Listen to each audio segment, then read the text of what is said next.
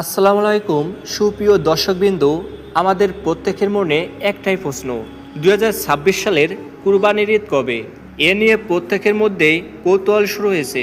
আজকের এই ভিডিওটির মাধ্যমে আপনারা জানতে পারবেন 2026 সালের কুরবানির ঈদ অর্থাৎ পবিত্র ঈদ উল আজহা কত তারিখে উদযাপিত হবে সেই সম্পর্কে।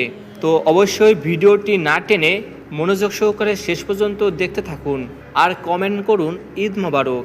মধ্যপ্রাচ্যে 2026 সালের পবিত্র ঈদ উল আজহার সম্ভাব্য তারিখ সামনে আসতেই বিশ্বজুড়ে মুসলমানদের মধ্যে শুরু হয়েছে ব্যাপক আলোচনা। ইতিমধ্যে সংযুক্ত আরব আমিরাতে জ্যোতির্বিজ্ঞান ভিত্তিক পূর্বাভাসে জানানো হয়েছে আগামী 26শে মে মঙ্গলবার পালিত হতে পারে পবিত্র আরাফাত দিবস। সেই ধারাবাহিকতায় 27শে মে বুধবার মধ্যপ্রাচ্যের দেশগুলোতে উদযাপিত হতে পারে ঈদ উল আজহা। সাধারণত সৌদি আরবের ঘোষণার সঙ্গে মিল রেখে কুয়েত, কাতার ও ওমানসহ উপসাগরীয় অঞ্চলের প্রায় সব দেশে একই দিনে ঈদ পালন করে থাকে।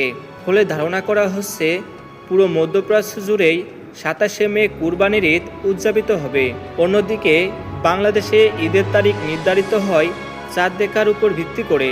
ভৌগোলিক অবস্থান ও সময়ের পার্থক্যের কারণে প্রতি বছরই মধ্যপ্রাচ্যের একদিন পর ঈদ উদযাপনের প্রবণতা দেখা যায়।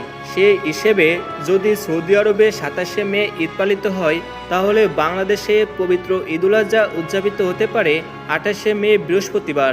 তবে বিশেষজ্ঞরা বলছেন এটি এখনই চূড়ান্ত নয়, কারণ ইসলামী বিধান অনুযায়ী চাঁদ দেখার উপরে নির্ভর করে ঈদের দিন নির্ধারণ করা হয়।